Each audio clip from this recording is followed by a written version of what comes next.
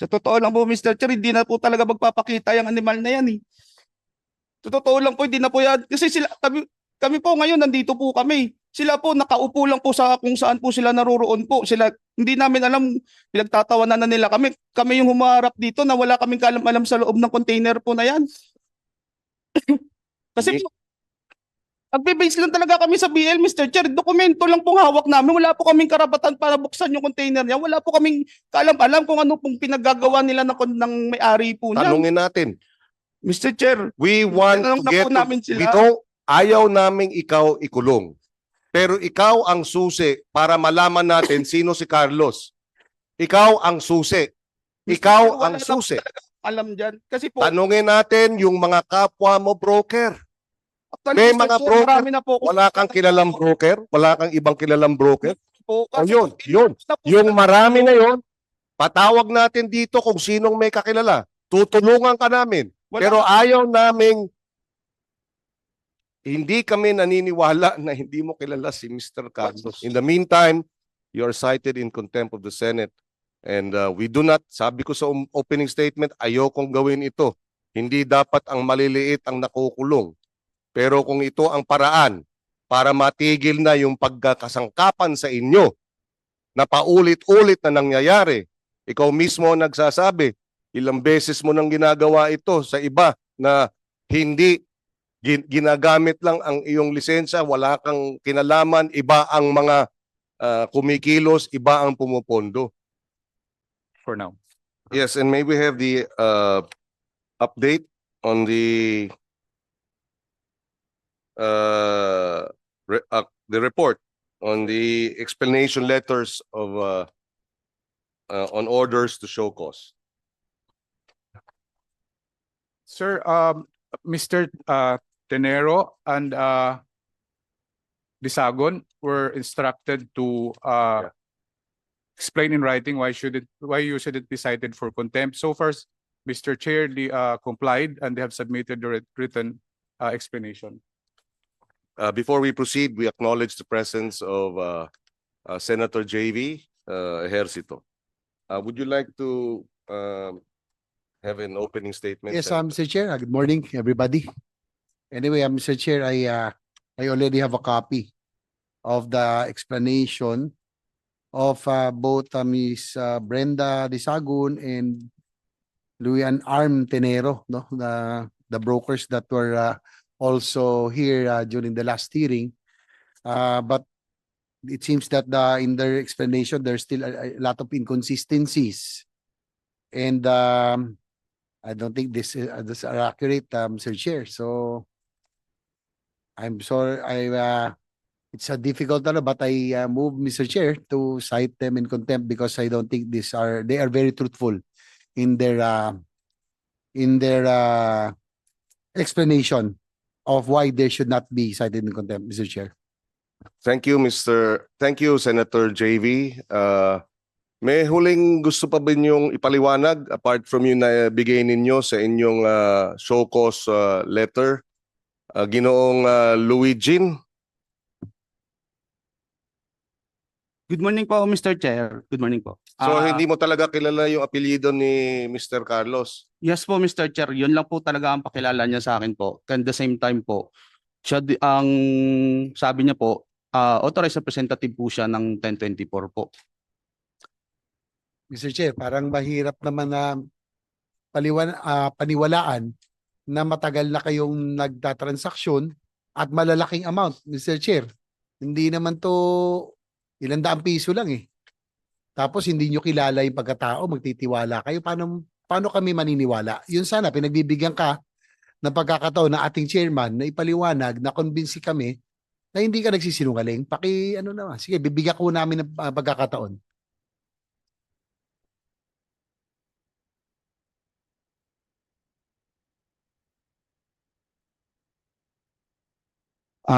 Mr. Chair, yun lang po talaga ang pakilala niya po sa akin. Then the same time po, Mr. Chair, doon po sa nagsabing pagtitiwala po. Kasi po, Mr. Chair, hindi naman po kami magtitiwala po doon sa kausap namin or sa authorized representative po ng consignee po. Kasi Mr. Chair, sila po may hawak po sila ng copy ng BL. Since po, Mr. Chair, pag may hawak ka pong copy ng BL po, consignee tsaka authorized representative niya lang po yung authorized na may hawak po nun.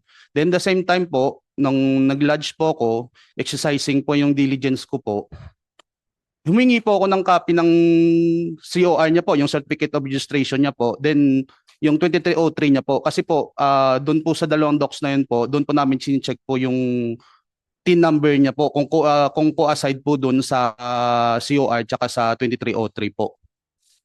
Mr. Tenero, very particular ka doon sa mga dokumento pero yung apelyido hindi mo alam.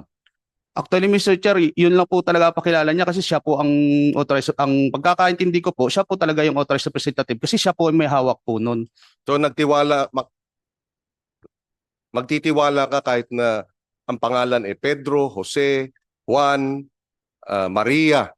Kasi po, Mr. Chair, sa kalakaran naman po namin sa port po, hindi naman po namin inaano yung personal na details po ng ano, as long po yung documents po na na ibibigay po nila is accurate po. And then the same time po, yun po nagtiwala din po ako kasi sabi niya po siya nga po yung authorized representative po nung 1024 po. All we are asking for is Mr. Carlos' last name and you refuse to answer. Mr. And Chair, therefore, because of your refusal to answer and there is a motion to cite you in contempt, you are hereby cited in contempt of this committee. May we request well,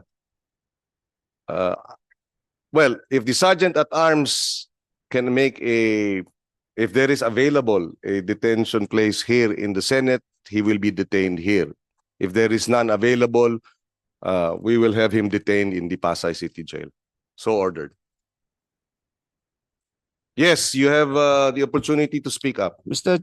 Chair, sa totoo lang po, masyado na pong malaki talaga yung dagok na nangyari po sa akin. Kasi ako po, nagtatrabaho lang po ako ng maayos. Tapos po, ganun po yung gagawin sa amin.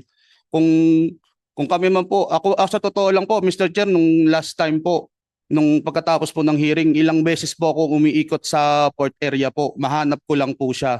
Kasi po, siya lang po talaga pong alam pong makakasagot ng lahat, Mr. Chair. Kasi ako po, nagtatrabaho lang ako kasi ngayon po, nag-iisa na lang yung nanay ko. Kami na, yung po, hirap din po kami sa buhay. Yun na nga. Ginoong Tenero, 2017 ka pa broker. Ang hirap naman paniwalaan na ilang taong ka ng broker, sa 10 taon na, at nakikipag-kontrata ka o nakikipag-usap ka sa mga hindi mo kilala. Sana maintindihan mo, hindi namin nais na ikaw ay ikulong. Baka sakali sa ilang araw na ikaw ay nakapag-isip-isip, kung kinakailangan mo ng proteksyon ng Senado, maibibigay ito sa iyo. Kung nais mong pumunta muli, bumalik sa port area para hanapin kung sino itong Carlos na sinasabi mo, pwede kang samahan ng Sergeant at Arms ng Senado. Sa totoo lang po, Mr. Chair, hindi na po talaga magpapakita yung animal na yan. Sa totoo lang po, hindi na po yan. Kasi kami po ngayon, nandito po kami. Sila po, nakaupo lang po sa kung saan po sila naroroon po. Hindi namin alam, pinagtatawanan na nila kami. Kami yung humarap dito na wala kaming kalam-alam sa loob ng container po na yan. Kung alam lang po namin yan, hindi namin sasagutin yan, hindi namin yan, Mr. Chair. Kasi po, nagbe-base lang talaga kami sa BL, Mr. Chair. Dokumento lang pong hawak namin. Wala po kaming karapatan para buksan yung container niya. Wala po kaming kaalam-alam kung ano pong pinaggagawa nila ng may-ari po niyan. Kung ano po yung dokumento na ibibigay po sa amin, kung sample po yung BL po na ibibigay sa amin, yun lang po yung dokumento, yung paki-list invoice po, yun lang po yun lang din po ang ilalodge po namin, Mr. Chair. Wala na po kaming ibang pagkukuhanan ng information po niyan. Tapos po, ang labas po nung kanina doon, sorry po Mr. Chair, sorry po. Naging lang po ako kasi iniisip ko po yung ako tsaka yung family ko po eh. Kasi damay na po kami ditong lahat. Yung nanay ko po, muntikan na po nung nakaraan kasi hinimatay po dahil sa nangyari. Hindi ko po mapuntahan dahil imbis na uuwi ko doon sa amin, ipapadala ko na lang po kasi kailangan nga po nila. Tapos ganito pa po ang nangyari, Mr. Chair. Kami po yung naano dito na kami po as Baka- broker po. Dideklara lang po namin. Mr. Tenero, Mr. Tenero, 2017 ka pa broker.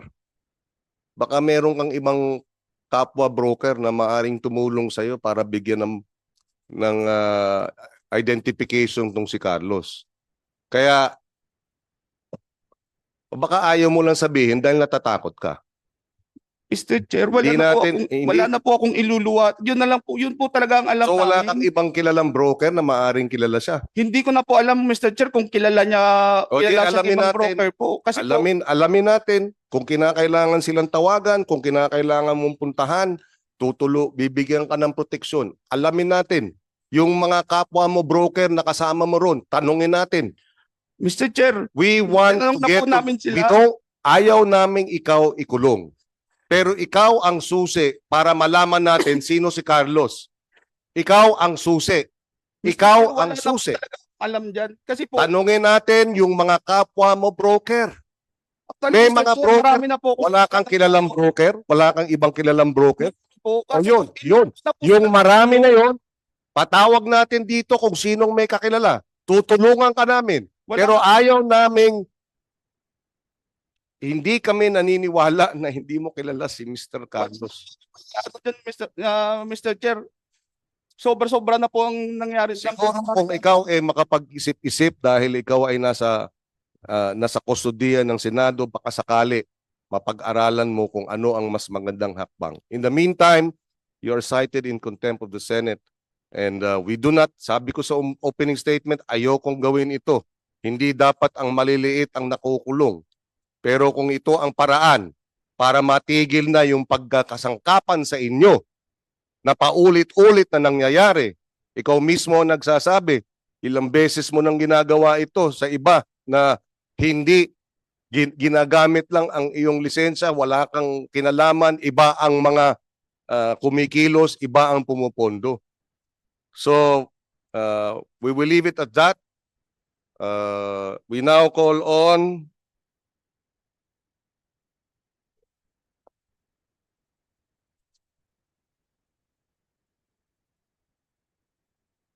So meron daw TIN, tax identification number si Carlos, nabanggit mo? Your Honor, yung tax identification number po nun, yun po yung nasa COR po, nasa consignee po yun, yung 1024 Consumer Goods Trading po. So 1024, TIN ng 1024, Yes hindi ni po, Carlos. doon po, yun po yung minibase namin na mag-lodge po. Wala na po kami ibang alam dyan kung anong ginagawa nila dyan sa internal po nila. Kami po hanggang dokumento lang po kami. Kami pa po ang ano dito. Okay, we will proceed. Brenda Desagun ng Berches Consumer Goods Trading. Kay Mr. Tenero Carlos. Kay Miss Brenda Vicente. So pareho kasi ang estilo ninyo eh. Hindi nyo kilala, alam lang ninyo, first name, pumirma kayo, pumayag kayo, milyon-milyon ang halaga.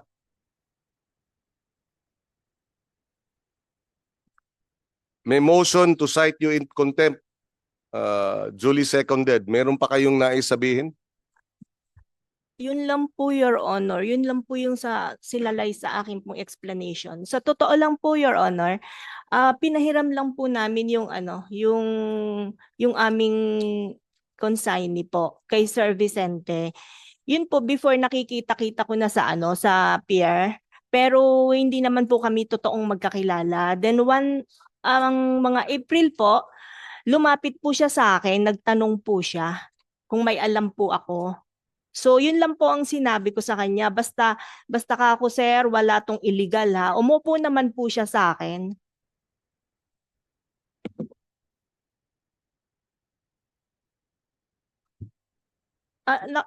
Mr. Chair, nagtatry po sana ako na pumunta sa pier pero medyo masama po lagi yung pakiramdam ko. So hindi naman din po ako titigil, Mr. Chair.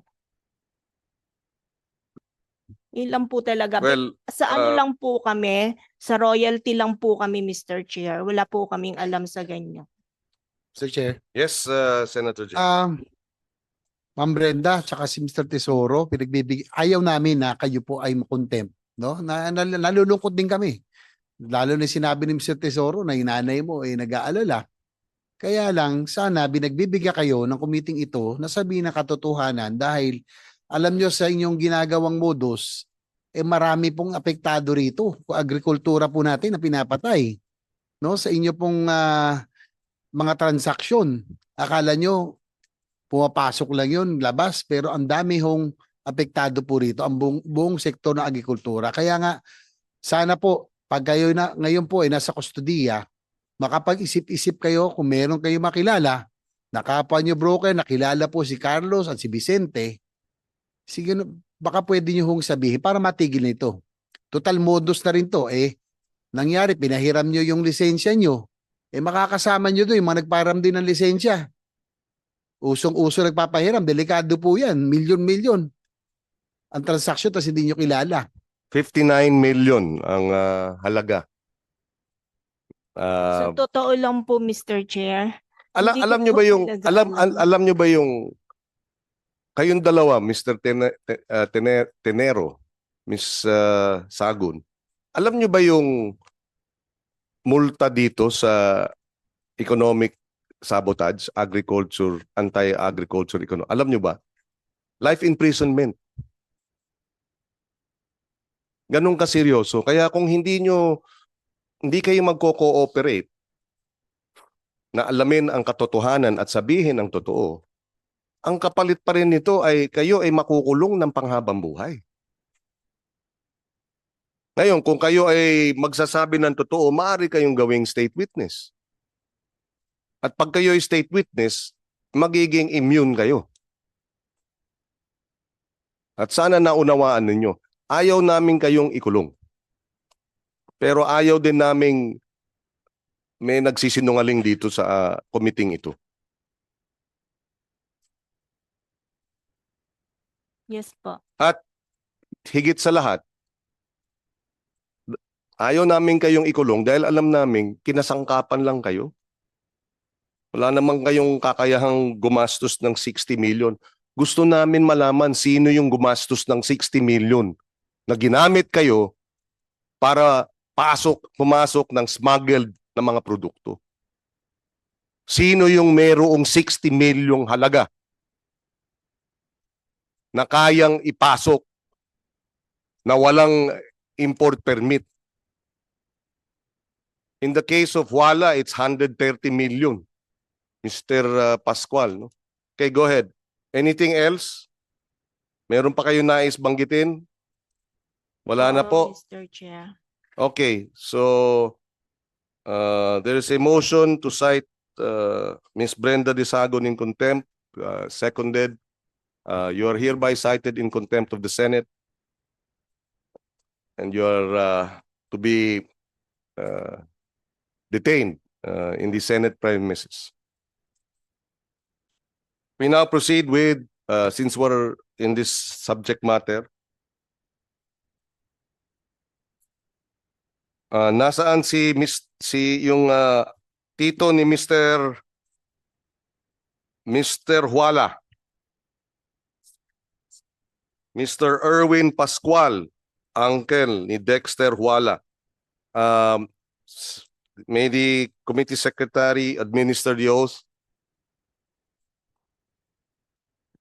Okay, also for those who are attending this inquiry for the first time, kindly stand up as well. Maynard Cruz, for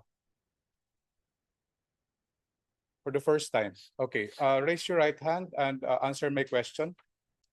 Do you solemnly swear to tell the truth, the whole truth, and nothing but the truth in this public inquiry? Okay, you have answered in the affirmative. You may now take your seats. Okay, Mr.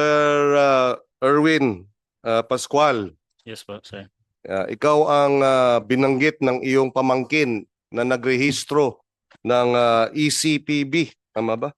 EPCB po yun. Ha? EPCB po. Oo, at kayo ay nakapag-import ng 130 million na ipasok ang ilang containers worth 130 million pesos.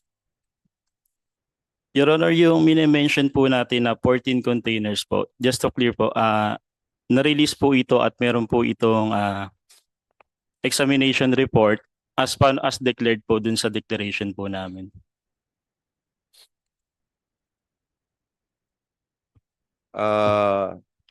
Kasama sa DA alert order yung Yes, Your Honor, I have the the alert order po ng 14 containers. Dated po noong June 26 na receive po namin. Pwede ko po ba na-explain, Your Honor, po yung mga... Go ahead, go ahead.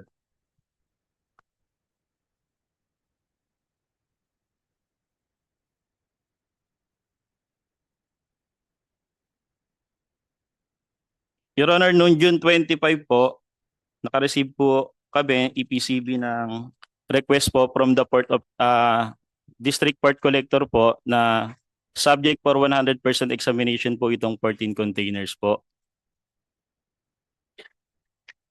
Then sumulat po kami noong June 25 na request for warehouse examination po ng 14 containers.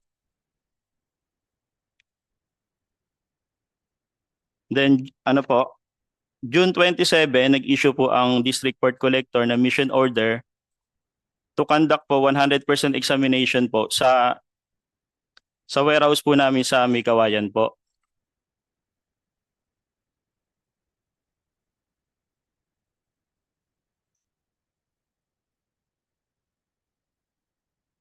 From June 28 po to July 1, nag-conduct po na examination dun po sa designated warehouse po. Sino ang nag-conduct? Your Honor, nandito po sa documents Sino po nga? yung mga representative po from ESS, CBP, and DAIE po. And Customs Examiner po, sir. Okay, continue. Yun po, July 2 po, nag-issue po ang Port of Subic and District.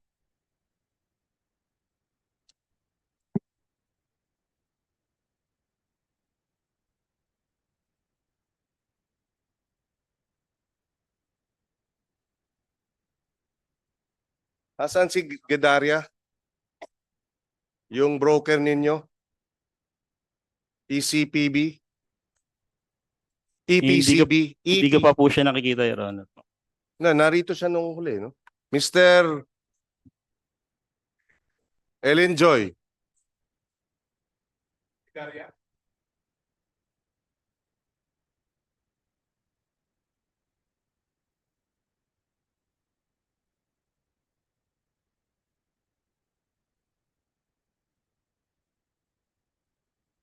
Where is Ellen Joy?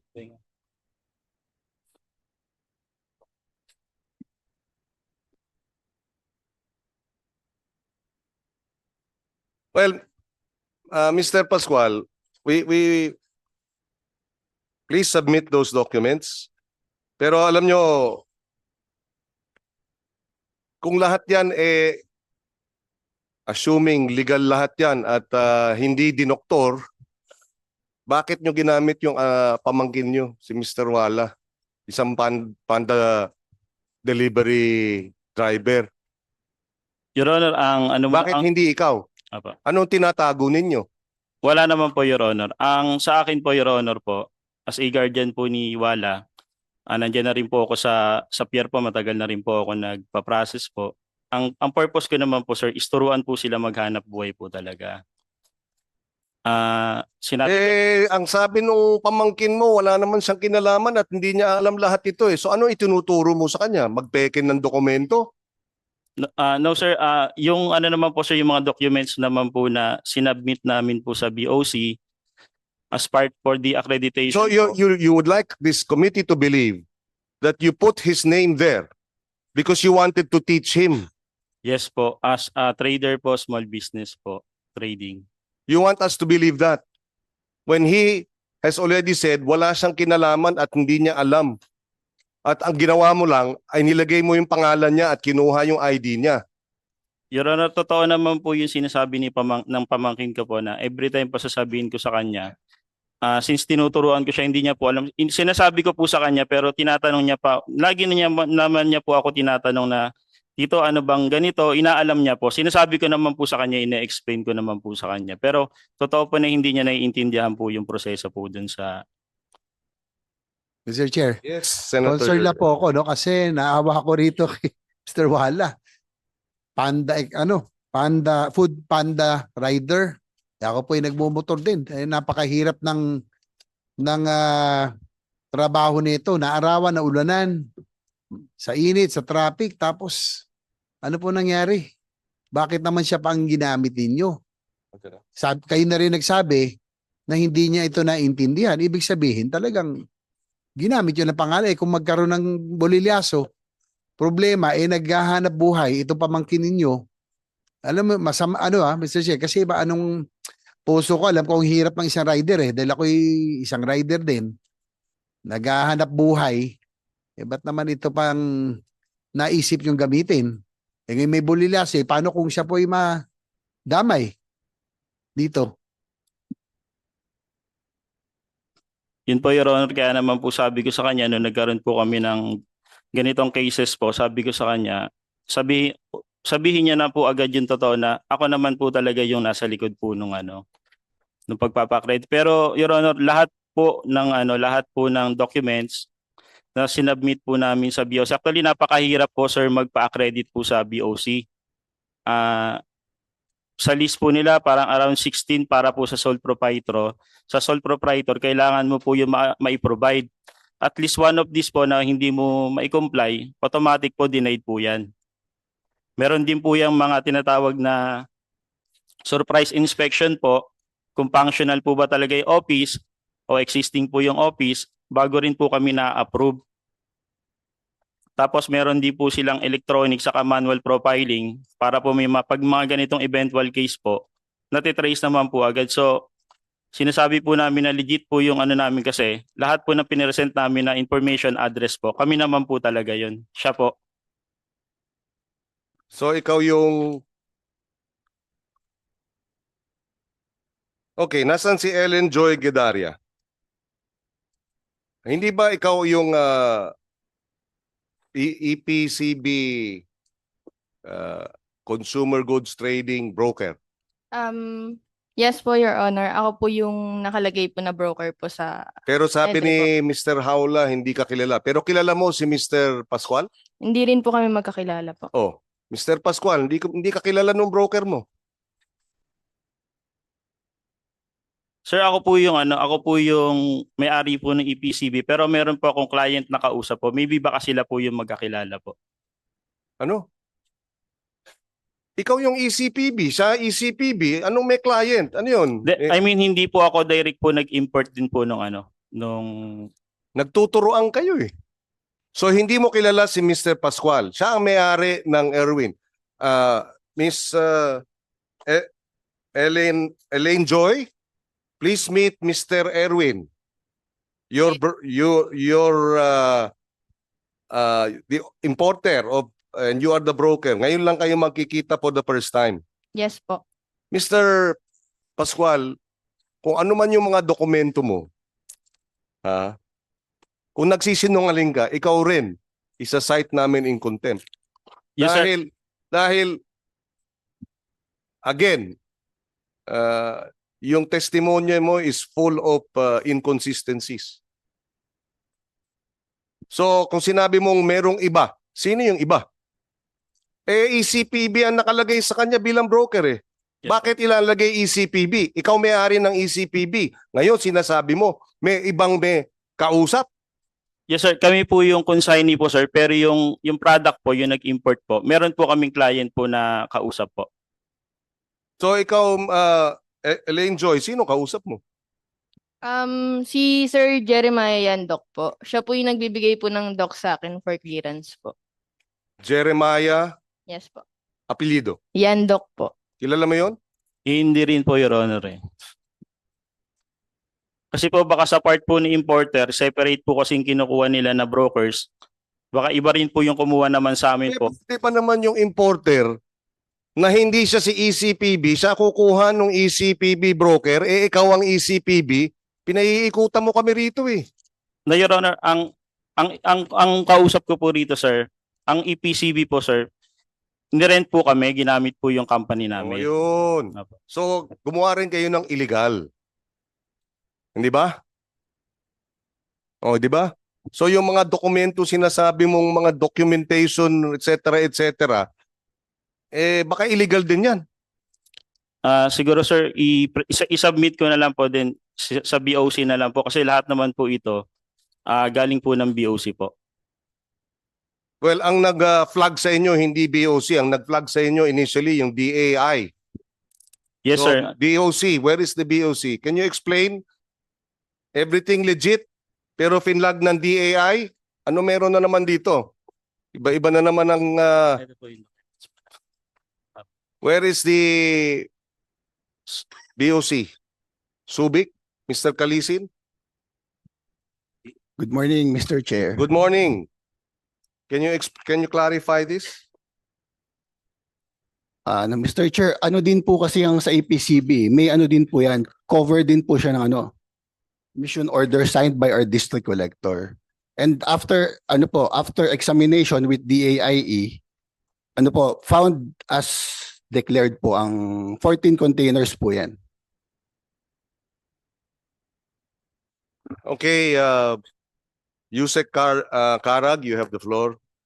Ano daw? Kasama daw kayo doon sa pag-inspect. Cleared pala. Good morning, Mr. Chair. May I just read to you our report regarding this incident of the 14 containers? And may I backtrack a little bit, Mr. Chair? This is in continuation of what we talked about in the last Senate hearing, which was the 11 containers that left Subic, and we were only able to follow 3 of them. And the 3 of them were parked in the FTI. And the 8, we didn't know where it went, but it was also recalled back to Subic. Eventually, the 3 were also brought back to Subic that we brought to FTI. During that operation, Mr. Chair, it started at about 3-4 in the morning. At about 11:30 p.m. that same day was when the trucks were delivered to the FTI.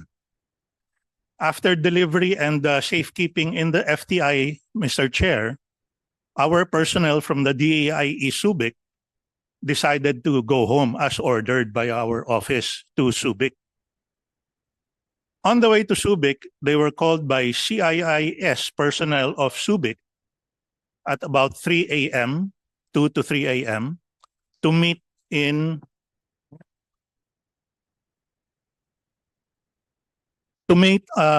Bulacan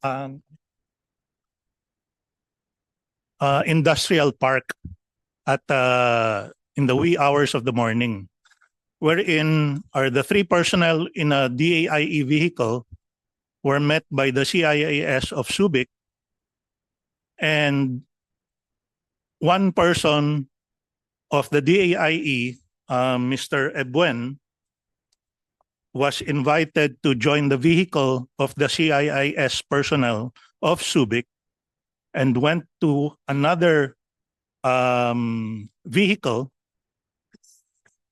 and went to a container.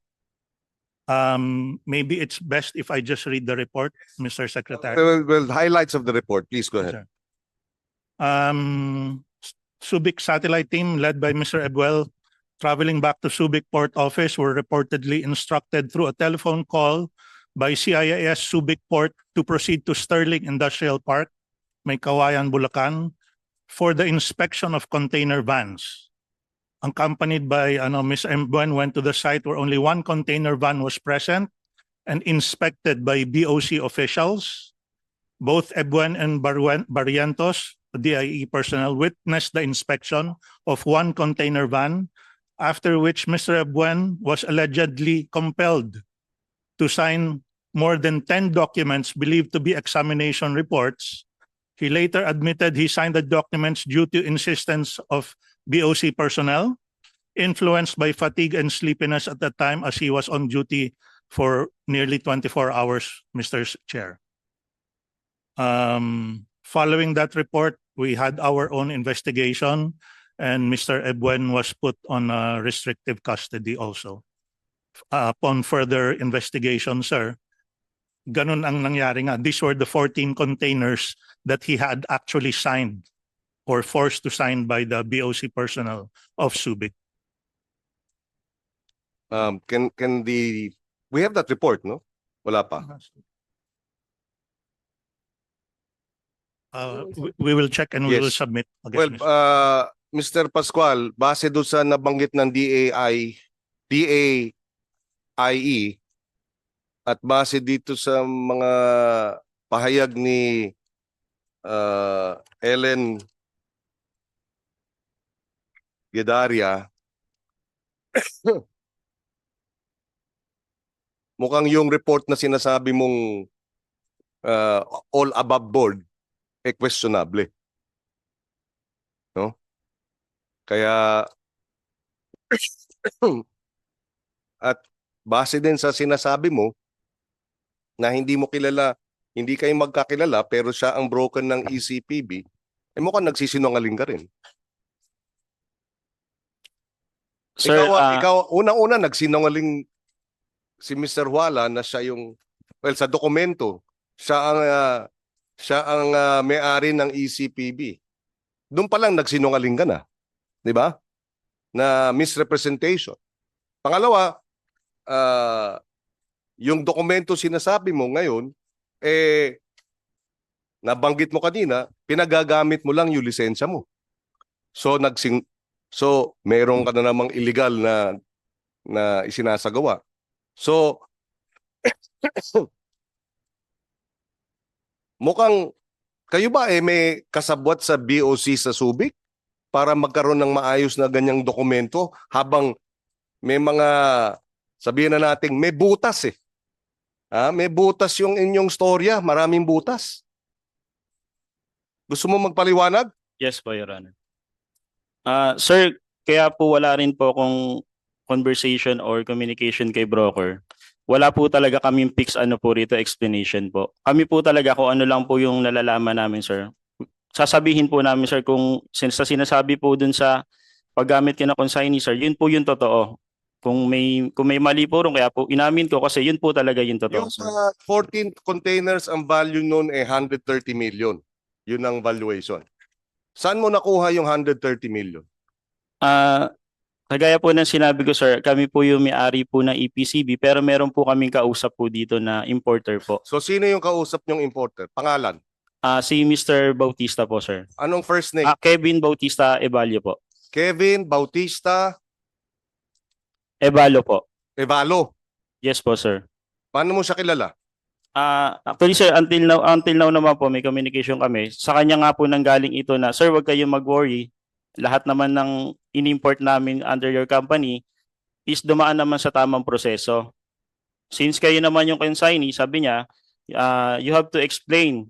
Kasi kayo naman po yung nakapangalan dyan. You have to explain. So lahat po naman itong dokumento, including po yung mga feature na examination, sa kanya po nanggaling. Sinend niya po sa akin.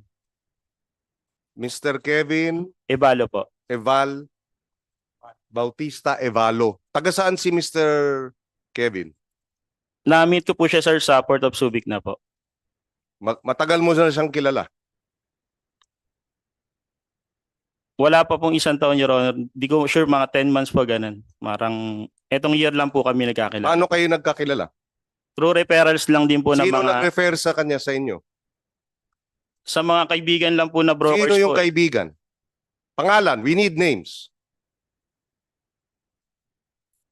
So meron na tayong Kevin Evalo.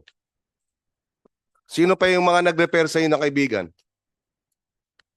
Hindi ko po ma-recall, basta po, nung binigay lang po yung number niya, ito, sabi niya naghahanap ng consignee na baka po pwede sa company mo. I-recall ko lang po, Taga-customs ba nag-refer sa'yo? hindi po, ano lang din po. Bilis mo naman sumagot ng hindi.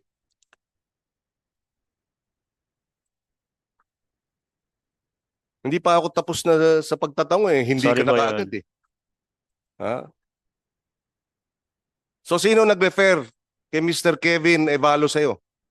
I-try ko po i-recall, sir, kasi kung ang tuloy po talaga is number lang po agad eh. I-recall ko po, Your Honor, kung basta nangyari po yan sa port po sa Manila, meron po kasi mga brokers lunch dyan, mga co-brokers po, yung mga nakatambay po, parang waiting area po. Doon naman po minsan po nagkakaroon ng ano po eh.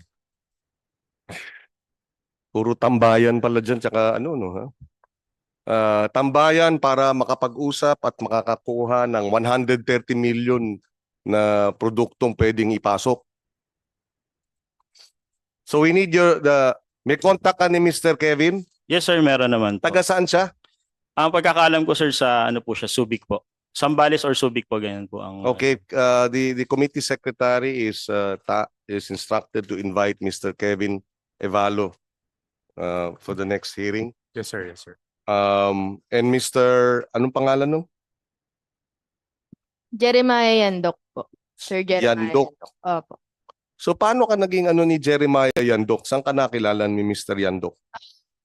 Previous schoolmates po, and then may mga common friends. And then nakilala niya lang din po na gagawa din po ako ng lodgement po. So parang nirecommend lang din po ako ng kaibigan ko po sa kanya. So after po nun, bigay po siya sa akin ng mga docs, scan ko po, and then lodgement, forward ko po sa kanya yung documents, tapos and then process. I don't know po kung siya po yung nagpa-process. Ano nakukuha mo in return? May payment po ako na 2,000 per lodgement po. Ang total? Ang total po nun, so 2,000. 28 po. 28,000. Apo. Per isang, sorry po, 13 lodgement lang po kasi sa 14 containers po. So 26 lang po. Bilang broker. Yes po. Sa halagang 26,000. Ang posibleng kapalit life imprisonment. And that's why we want you all to, lahat ng mga nagsasalita rito na nagtetestimonya, ayaw naming ikulong yung maliliit. Sino yung may 130 million, paano niya pinasok? Sino nang refer sa inyo? Ha? Kung hindi, kayo mag-state witness o magsasabi ng totoo, kayo ang maiipit dito. Ayaw namin kayong ipitin hanggat maaari. Mr. Chair, Yes, tanong ko na po sa inyo. Sana naintindihan nyo, no?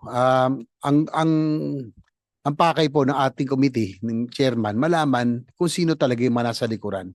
Yung mga big time smugglers. Dahil ang batas nito, yung anti-agricultural economic sabotage, dati anti-agricultural smuggling, ang pakay natin, proteksyonan ang ating mga magsasaka, yung mga fishermen, lahat na nasa sektor ng agrikultura. At baka hindi nyo, gusto ko lumalaman kung alam nyo na mayroong mga certain amounts na ito po ay considered as economic sabotage at therefore pwede ho kayong ikulong ng lifetime, no? Alam nyo ba na ganun kalaki ang magiging penalty ninyo bukod sa fines, pero bakit po ganun?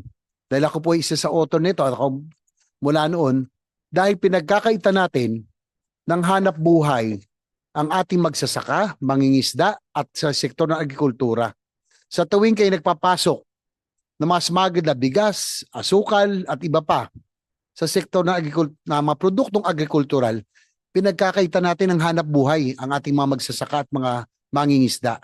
Kaya economic sabotage, ibig sabihin ho, yan ay pagkakakulong habang buhay. Baka hindi nyo alam na yung mga consequence sa inyong mga transaksyon, akala nyo ganun lang. Bakit ganun sa satan nyo? Bakit ganun kaagad ang pataw? Yun po ang dahilan. Mr. Chair, gusto ko lang malaman, baka hindi nyo alam. Alam nyo ba, ma'am? Mr. Pascual, na ganun po na ang magiging kaparusahan kapag kayo po ay napatunayan na involved sa big time smuggling ng sektor ng agricultural products. Sir, sige po. Sir, alam naman po namin yung consequences na ganun po kabigat. Kami naman po, siguro sa part ng broker, kami rin po sa consignee. Talagang sir, kami naghahanap buhay lang po. Pagdating naman po kasi sa part na ganyan, may nakikilala po kami mga kliyente. May mga pagsusuri din po kami na ginagawa na talagang tinatanong namin kung ano po yung parating.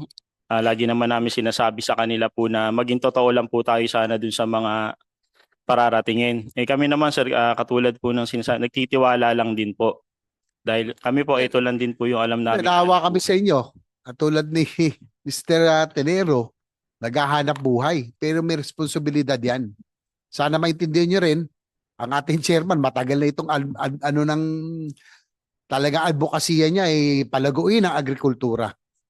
Kaya nga po, ganito ang ating pong ginawang batas. Sabi nga namin sa customs noon, nung nakausap namin ng BOC, sige, yung iba, maging maluwag na kayo, wag lang sa produkto ng agrikultura. Di ba, iba? Hindi naman sa inaano namin pero maging stricto kayo. Particular sa produkto ng agrikultura dahil pinagkakaita natin ang tunay na hanap buhay ang ating mga magsasaka, mangingisda at iba pa. Yan lang po para maintindihan nyo. Maraming salamat, Senator JV, at may dagdag ko lang, kapag yung ating mga magsasaka at mangingisda ay masyado ng pinatay dahil sa imported na smuggled, wala nang magtatanim, wala nang mangingisda. Tataas ang presyo ng pagkain. Wala tayong food security. So yung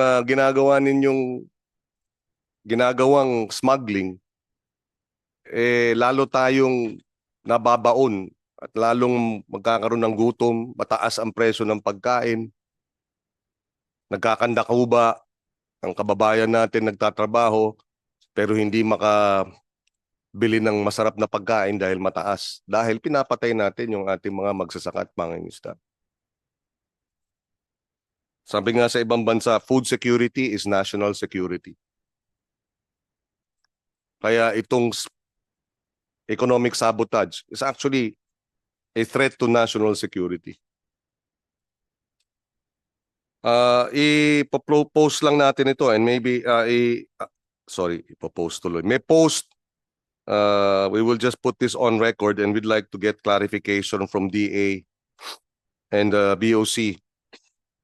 On June 25, yung BOC Port of Subic posted on their FB page, ASEC Ramon Cuyco paid a courtesy visit to District Collector Estanislao. So ito ay nasa Facebook. June 25. June 26, may sulat ang DAIE. Pinadala sa Port of Subic, June 26. June 24 and then 25 ay nag-flag ang DAIE nitong 14 containers hanggang June 26. June 27, yun yung nilabas, yung 14 containers. Kaya, would you care to comment, Mr. Kalinisan? Kaliksihan, sir. Kaliksihan. Sir, yung picture po na yan, sir, is ano po kami, nag-usap kami with the DAIE na kung paano po ikakandak yung examination ng mga pina-alert nila sa amin, sir. Again, sorry. So during that time, sir, pinag-usapan po namin, sir, with DAIE kung paano po ikakandak yung 100% examination, sir, na ano po nila request. Kasi po, sir, yung po 100% examination po na request nila, ano po yan, sir, buong container po, kailangan pong i-pull out lahat po ng laman. Kaya po, hindi po yan basta-basta lang na 10% na ano lang po, pagbukas ng container, i-ano din, close din, 100% po. Kaya yung picture po na yan, sir, nag-usap po kami kung paano ikakandak yung examination.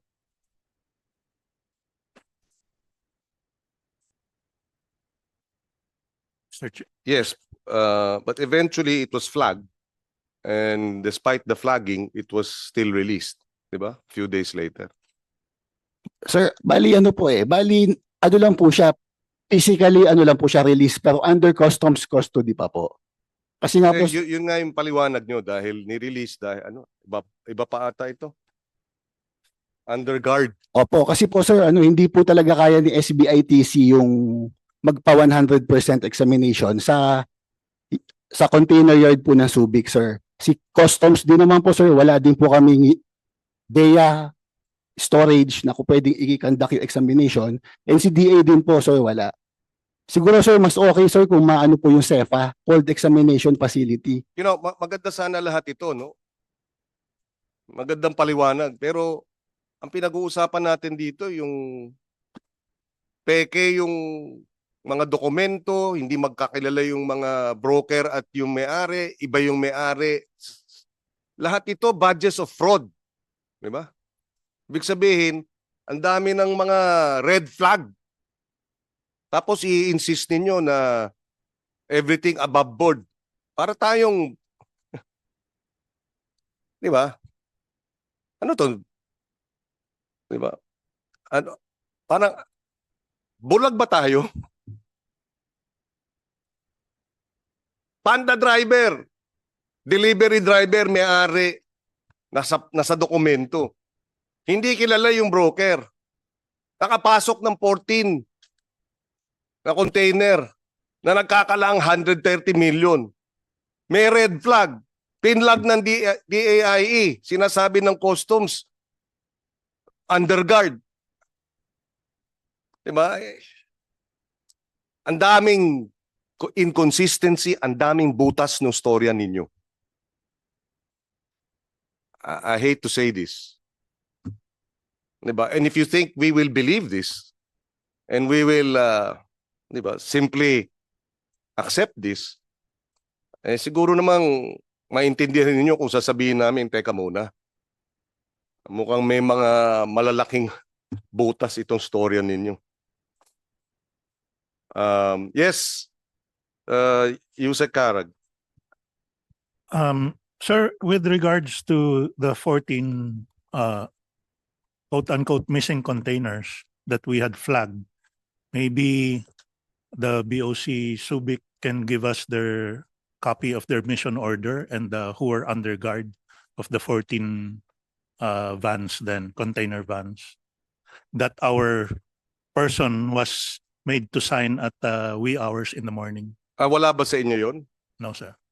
I have here sir the document. Can I you will have it submit. submitted to us? Okay. Just so we can reconcile the container numbers. Okay. Okay, thank you. One last question kay Ellen Joy, no?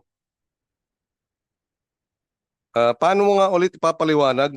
Ikaw ang broker ng EPCB, pero hindi mo kilala si Wala, Mr. Wala at si Mr. Pascual. Si Sir Jeremiah po kasi yung nakilala ko po, and then in-advise niya po sa akin na may bibigay nga po siya sa akin na client, and then binigay niya po sa akin yung mga documents after scanning. BL and invoice pareho naman po. So lodgement pareho din po. Binigay ko po sa kanya with the same documents po. Nakilala ko lang po si Sir Jeremiah po. Refer lang din po ng friend po. Common friend lang din po namin dalawa. And then schoolmate naman po, so I trust him naman po na okay naman po yung binigay niya po sa akin na documents. Si Mr. Yandok, Yes po. siya daw ang may-ari ng EPCB? Hindi po. Oh, bakit? Nirecommend niya lang po sa akin. Ba't di mo kinausap yung may-ari ng EPCB? Possible client lang po kasi sir. So, Possible client, pero ikaw ang naging broker. opo. Oh, hindi na possible client I yan. mean, possible client. So, gusto niyo po nang magkaroon po ng income. So, para makuha po yon, i-check nyo lang din naman po kasi yung No, you do not check who the real owner of ECPB is. You just decide, I will be a broker of ECPB kahit hindi ko sila kilala. hindi, ang mali ko lang po dun kasi hindi po kasi ako nag-background check kasi trusted ko naman po si Sir Jeremiah po dahil nga po schoolmate ko naman po. So, ilang beses kang nagtatrusted kay Mr. Jeremiah na naging broker ka sa iba pang mga kumpanya na hindi mo kilala yung may-ari? EPCB lang po yung binigay niya po sa akin po, sir. Hindi, siya, pero yung iba. Meron ka pa bang naging broker ng ibang kumpanya na hindi mo kilala yung may-ari? Hindi po. Kay Sir Jeremiah lang po. Okay. Okay, so we can now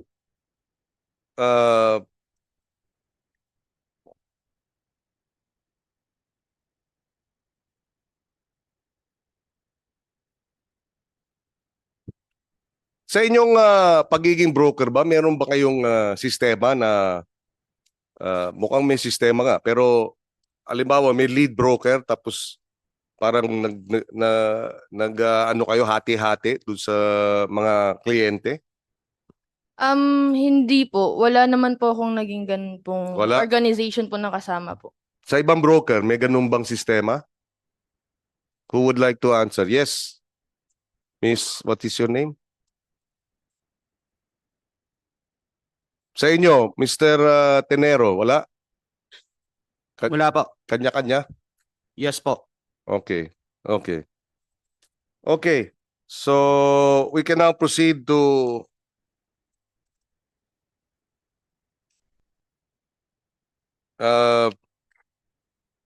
well, we will request Mr. Pascual to to submit to us a explanation as to why you should not be cited in contempt for lying. A show cause Yes, sir. Yes, sir. letter. In the meantime,